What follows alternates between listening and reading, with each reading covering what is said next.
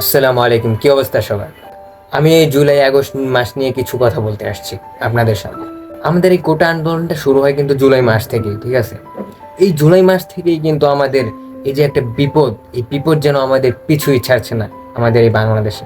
শুরু হলো আমাদের এই জুলাই মাস থেকে। এই জুলাই মাসে আমাদের ন্যায্য দাবি তুলতে গিয়ে কত শত মায়ের কোল খালি হয়েছে, কত রক্ত দেখেছি, কত হুমকির মুখে পড়েছি, সেটা আমরা সবাই জানি। তারপর আমরা রক্ত দিয়ে ন্যায্য দাবি আদায় করলাম।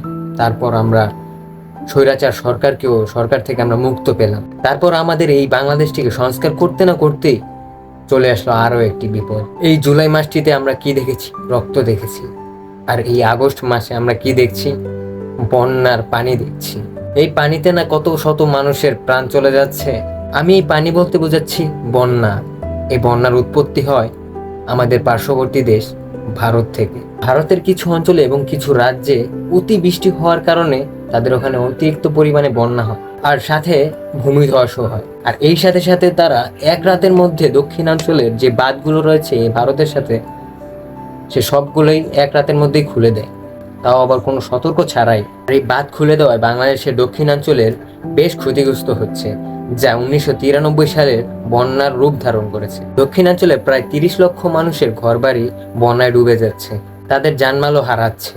আমার একটা বিষয় অনেক খারাপ লাগছে, সেটা হলো আমাদের পার্শ্ববর্তী দেশ ভারত, সে কিনা আমাদের দেশের দুর্যোগ দেখে তারা কিছু মানুষ হাস্যরসে মাতছে। হ্যাঁ, তাদেরকেই বলতে চাই, তোমরা কিসের জন্য হাস্যরস করছো? আজকে তোমাদের জন্যই তো আমাদের দেশের এই এই দুর্যোগ মোকাবেলা।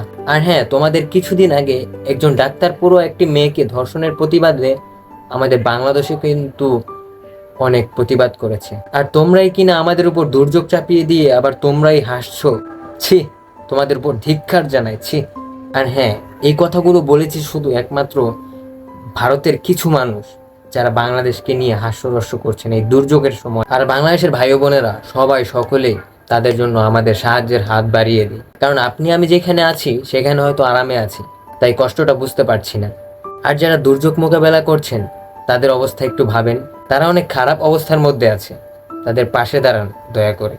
সবাই বাংলাদেশের মানুষের পাশে দাঁড়ান, সাহায্যের হাত বাড়িয়ে দিন। ধন্যবাদ। আসসালামু আলাইকুম।